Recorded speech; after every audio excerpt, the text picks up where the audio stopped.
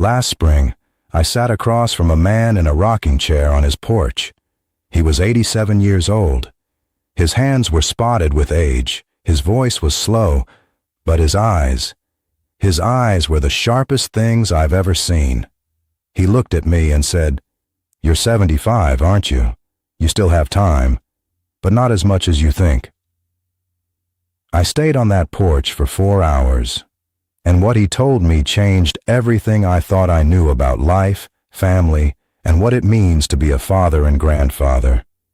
Here are the 6 lessons I wrote down in my notebook that afternoon, lessons I desperately wish someone had handed me when I was in my 60s. You know, when I sat across from him that afternoon, the first thing he said stopped me completely. He didn't start with grand philosophy or some polished life lesson.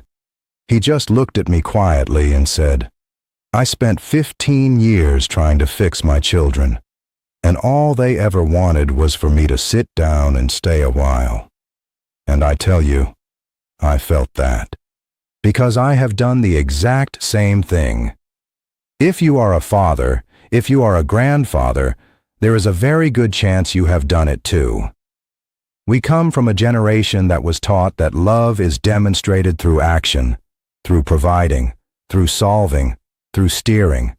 And so when our children became adults and started making their own choices we didn't always agree with, our instinct was to step in, to correct, to guide, to fix. We thought that was love, and in our hearts it was. But what reached them was something else entirely. What reached them was the message that we didn't trust them, that we saw them as problems rather than people, that our approval was always one condition away. I had a moment with my own son, he must have been in his early 40s, where I gave him what I thought was perfectly reasonable advice about how he was handling money. I laid it out clearly. I had good reasons. And he looked at me and nodded politely and then went very quiet. He didn't call for 2 weeks. And when I finally asked him what was wrong, he said something I will never forget. He said, "Dad, I don't call you to get things fixed. I call you because I want my father." That sentence sat inside me for months, because I realized, somewhere along the way, I had confused being a good father with being a useful one. And those two things are not always the same. What our children need from us at this stage of life is not our solutions. They need our steadiness. They need to know that when they call us, we will listen without an agenda, that we will sit with them in their difficulty without immediately reaching for the toolbox, that we will love them fully, not contingently. Presence is the most powerful thing a parent can offer. Not advice, not correction, not wisdom delivered uninvited, just being there, fully, warmly, without condition. If you take nothing else from today, take this.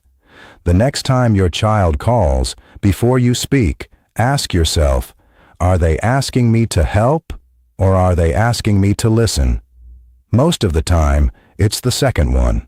If this touched something in you today, please share it with someone who needs to hear it.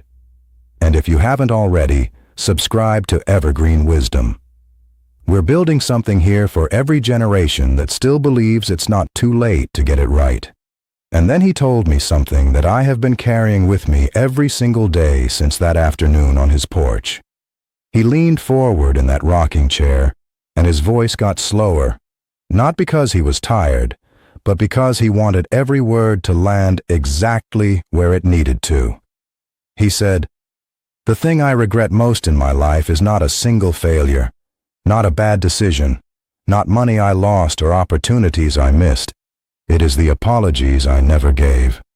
I want you to sit with that for a moment, because when I heard it, my first reaction was to think, surely there's something bigger. Surely a man of 87 looks back and regrets something more significant than a few words left unspoken. But the longer I sat there, the more I understood. Those unspoken words weren't small at all. They were enormous. They were the size of 30 years. He had a falling out with his son. He didn't go into every detail, but the shape of it was familiar. The kind of argument that starts as something specific and slowly hardens into something much larger. Pride on both sides. Silence that stretches from weeks into months into years. And all the while, life keeps moving. Grandchildren are born. Birthdays pass. Christmas tables get quieter. And two men who love each other deeply spend decades waiting for the other one to blink first. He told me he rehearsed the apology hundreds of times in his head. He knew what he wanted to say. He just kept waiting for the moment to feel right. He kept waiting until he was certain the other person deserved it. He kept waiting until he was sure he wouldn't have to sacrifice his dignity in the process. And what he finally understood, far too late and at far too high a cost, is that a real apology asks none of those things. A real apology does not wait for fairness. It does not arrive with conditions attached. It does not begin with, "I'm sorry, but," because the moment you say "but," you have taken the apology back. A real apology is simply this: "I was wrong. I am sorry. Full stop." He eventually made that call. His son answered. They talked for 3 hours, they cried, they found their way back to each other. But he told me, and his voice broke when he said this, "We got 4 good years back together before everything changed. 4 years when we could have had 30. 4 years instead of 30. Because of pride. Because of waiting. Because of a word we could not bring ourselves to say first." At 75, I know this about pride. It is a very expensive thing to keep. It charges you in the currency of time, and it never gives you a receipt until it is far too late to dispute the bill. I have my own things I have held on to longer than I should have. My own moments where I knew I was wrong and chose silence because surrender felt too costly. And every time I think of that man's 4 years, I feel the weight of every day I let pass without making something right. So I am asking you, not as someone who has this figured out, but as someone who is still learning it. Look around your life right now. Is there a person you owe an apology to? Not because they are innocent, not because the situation was simple, but because the relationship is worth more than being right. Make the call. Write the message. Say the words plainly and without armor. Because the clock is already running, and none of us know how many years we have left to spend. He shifted in his chair after that, and I could tell this next one cost him something different. Not the sharp pain of regret, like the apology he never gave. This was quieter. More like grief. The kind that settles in slowly when you realize something precious has already slipped through your fingers and you didn't even notice it leaving. He looked out at the yard for a moment, then back at me, and he said, "My grandchildren know almost nothing about who I actually was. They know the old man in the chair. They don't know the young man who was terrified and hopeful and made every mistake imaginable trying to build something worth leaving behind." And that landed on me harder than I expected, because I realized I am the same. I have spent so many years presenting a certain version of myself to my children and grandchildren, the steady one, the reliable one, the man who had things handled. And in doing that, without ever meaning to, I edited out everything that made me human. Every struggle, every doubt, every moment where I sat in a dark room and genuinely did not know how things were going to turn out. He told me that when he was in his 40s, he nearly lost everything. A business decision that unraveled. A period where he could not look his wife in the eye at the dinner table because the shame of it was sitting so heavily on his chest. He got through it, slowly, painfully, one day at a time. But he never told his children. Not while it was happening, not after. He wanted them to see him as someone who was always sure-footed, always capable. And so that story, that deeply human, deeply important story, lived only inside him. Now he is 87. And when he goes, that story goes with him. Every fear he swallowed. Every morning he chose to keep going when giving up would have been easier. Every lesson that came soaked in real experience rather than comfortable advice. Gone. Because he kept it to himself in exchange for an image that nobody actually needed him to maintain. I started writing my stories down 2 years ago. Not polished memoirs, not carefully worded reflections designed to make me look wise. Just honest pages. The year I almost walked away from something I should have stayed for. The afternoon I sat in my car after a hard conversation with my son and wept in a way I hadn't wept since I was a boy. The moment I held my first grandchild and felt something break open in me that I still don't have the right words for. Those moments are not embarrassing. They are not weaknesses. They are the most valuable things I own because they are real and they belong to the people who came after me just as much as they belong to me. Your children do not need a flawless patriarch carved out of stone. They need to see a full human being who loved deeply, stumbled often, and kept choosing to get back up. That is the inheritance that actually shapes a family. Not the house, not the money, the story. So write it down. Record it on your phone if writing is hard. Tell it at the dinner table when the conversation gets quiet. Tell the uncomfortable parts. Tell the parts that still make you wince, because the moment you are gone, every unspoken story disappears from this earth forever, and no photograph, no possession, no carefully written will can ever give it back. Your life is a story your family deserves to know. He paused after that, took a slow breath, and when he spoke again, his voice carried something different, not regret exactly, but something closer to mourning. The quiet kind. The kind that doesn't announce itself, but sits permanently in the corner of a room, present in every silence. He said, I had a granddaughter who used to wait by the window for me on Saturday mornings. She had this little ritual. She would press her face against the glass and watch the driveway until she saw my car. And then she would run to the door before I even knocked. He stopped for a moment. I missed most of those Saturdays. I thought I had more of them coming. I did not say anything. There was nothing to say, because every one of us in this life has told ourselves that same quiet lie, that the important things will still be there when we are finally ready to give them our full attention, that our grandchildren will still be small, that the window of time we have with them is wider than it actually is. It is not. I have watched it happen in my own life with a clarity that is sometimes uncomfortable to sit with. My grandchildren are growing in real time, right in front of me.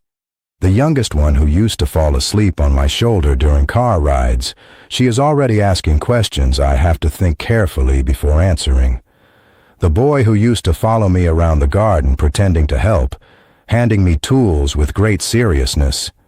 He has his own opinions now, his own world pulling at him. These are not slow changes.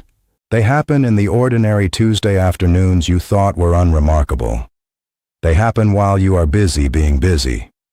He told me his oldest grandchild is 45 now. 45 years old with her own children, her own life, her own gray hairs beginning to appear. And he said he remembers her childhood the way you remember a film you watched once and didn't pay close enough attention to. Impressions, fragments, moments that almost surface and then slip away again. Not because he didn't love her. He loved her completely, but love that stays at a distance, love that promises to show up later, love that is always just finishing one more important thing. That love leaves gaps that sentiment alone cannot fill. What I have come to understand at 75 is that grandchildren do not need grand gestures. They do not need expensive trips or perfectly planned occasions. What they need is the ordinary, repeated, reliable presence of someone who chooses them consistently. Saturday mornings that actually happen. Bedtime stories that don't get canceled. Phone calls that aren't rushed. Showing up not when it is convenient, but because they are the point. Because here is what nobody tells you until it is almost too late. Your grandchildren are forming their understanding of what love looks like right now in these ordinary moments with you. You are not just a grandparent to them. You are a living lesson in what it means to be devoted, what it means to prioritize, what it means to say without words, "You matter more than whatever else was on my list today." That Saturday morning girl who pressed her face against the window, she grew up. She stopped waiting, not out of anger, but simply because children eventually learn to stop expecting what doesn't reliably come. Do not let your grandchildren learn that lesson from you. And then he told me about his brother. He said it simply, without preamble, the way you mention something that has lived inside you so long it no longer needs an introduction. Just, I had a brother. We didn't speak for 22 years. He didn't dramatize it, didn't paint one of them as the villain. He just described it the way most broken relationships actually begin. Something small that neither person handled well, a wound that got left untreated, and then the slow hardening that happens when pride and silence work together long enough. A land matter, words said in heat that neither of them knew how to walk back. And then distance, year after year after year of distance, dressed up as principle. Here is the expanded Key Point 5, written entirely in Edward's voice, seamless and conversational, no headings. And then he told me about his brother. He said it simply, without preamble, the way you mention something that has lived inside you so long it no longer needs an introduction. Just, I had a brother. We didn't speak for 22 years. He didn't dramatize it. Didn't paint one of them as the villain. He just described it the way most broken relationships actually begin. Something small that neither person handled well, a wound that got left untreated, and then the slow hardening that happens when pride and silence work together long enough. A land matter, words said in heat that neither of them knew how to walk back. And then distance, year after year after year of distance dressed up as principle. He told me he thought about his brother often during those 22 years. More than he ever admitted to anyone. There were moments, a piece of news he wanted to share, something that reminded him of their childhood, a day when he simply missed the specific comfort of someone who had known him his whole life, when he would reach for the phone and then put it back down, because calling first felt like losing, because forgiving felt like agreeing, because he had told himself the story of who was right and who was wrong so many times that the story had become the relationship itself. And then his brother got sick, and then his brother was gone, and he found out by text message from a cousin who assumed he already knew. He said he sat in his kitchen for a very long time after that. Not crying exactly, just sitting, holding the weight of 22 years of stubbornness that had now permanently calcified into something he could never undo. No more chances, no more open doors. The clock he didn't know was running had simply stopped. I didn't lose my brother when he died, he told me quietly. I lost him the day I decided being right was worth more than keeping him. I have thought about those words almost every day since, because I know what it is to carry unforgiveness. I suspect most of us do. We tell ourselves we are protecting something, our dignity, our sense of justice, our version of the truth. And there is always a reason that feels legitimate enough to justify another month of silence, another year of distance, another holiday season where a name goes unmentioned at the table. But here is what that man taught me sitting on that porch. Unforgiveness is not armor. It feels like armor. It presents itself as strength, as boundaries, as self-respect. But underneath it, if you are honest with yourself, it is a prison. And the cruelest part is that you are both the prisoner and the one holding the key. The person you have not forgiven is living their life. They are sleeping through the night.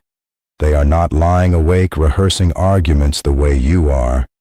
Your unforgiveness is not touching them the way you imagine it is. It is touching you. It is quietly consuming years of your life that could be spent in warmth, in openness, in the freedom that only comes when you finally put something heavy down. At 75, I do not have the luxury of assuming I have unlimited time to resolve the things I have left unresolved. None of us do. But at this age, the arithmetic becomes impossible to ignore. Whatever I am holding on to, whatever old grievance I have kept polished and close, the cost of carrying it is now higher than any satisfaction it ever gave me. Forgiveness is not a gift you give the other person. It is a gift you give yourself. It is the decision to stop letting a moment that already happened continue to consume moments that haven't yet. And then he saved the last one for the very end. And I could tell, even before he spoke, that this one was different. The others carried regret, grief, hard-won understanding. But this one carried something that looked almost like pain. The quiet, permanent kind that doesn't heal completely no matter how many years pass over it. He looked down at his hands for a long moment, and then he said, "I loved my children more than anything this world ever gave me. I would have stepped in front of anything to protect them. I would have given every last thing I owned to see them happy. But I said the words, 'I love you,' out loud, to their faces, maybe a handful of times in 50 years. He shook his head slowly. I thought they knew. I thought a man who works that hard, who stays, who provides, who shows up, I thought that said it loudly enough. I was wrong. And I sat there nodding, because I understood him completely. We came from a generation of men who were taught that love is demonstrated, not declared. That the mortgage paid and the table fed and the presence maintained through difficulty. That was the language of devotion. That saying the words out loud was somehow redundant, or soft, or unnecessary, when the evidence of your love was already visible in everything you built and every sacrifice you quietly made. But here is what I have learned. What he learned far later than either of us would have liked. The human heart does not automatically translate action into assurance. Your children, no matter how old they are, no matter how successful or settled or certain they appear on the outside, still carry somewhere inside them the younger version of themselves that needed to hear it. Not assumed, not implied, not demonstrated through provision and presence alone, actually heard, in your voice. In plain words, directly said. He told me his youngest son once admitted during a rare, honest conversation that he had spent most of his adult life wondering whether his father was proud of him. Not because there was any evidence that he wasn't, but simply because it had never been said. Clearly, specifically, without occasion or ceremony. Just said the way you say any true thing, because it is true and the other person deserves to know it. That hit me somewhere I wasn't prepared for, because I thought about my own children and how many times I have felt enormous pride watching them navigate their lives. Pride so large it sometimes sits in my chest like something physical. And how rarely I have opened my mouth and simply let it out. How many times I have watched one of them do something that moved me deeply and said nothing, or said something general and careful, when what they actually needed was for their father to look them in the eye and say, "I am so proud of the person you have become. I love you." Without condition, without reservation, completely. Those words cost nothing. They take 4 seconds to say. They require no planning, no occasion, no perfect moment. And yet we withhold them as though they are a finite resource that will run out if we spend them too freely. They will not run out. Love declared does not diminish love felt. It multiplies it. It gives the other person something solid to carry. A real memory of a real moment where they were told, in no uncertain terms, that they matter to the person whose opinion shaped them most. I drove home from that porch and called my son. He picked up on the second ring, slightly surprised because I don't always call without reason, and I told him, without preamble, without building up to it, that I loved him, that I was proud of him, that watching him become the man and the father he is has been one of the greatest privileges of my life. He was quiet for a moment, and then he said it back. And in that 4-second exchange, something shifted between us that I cannot fully name, but could absolutely feel. Do not wait for the right moment.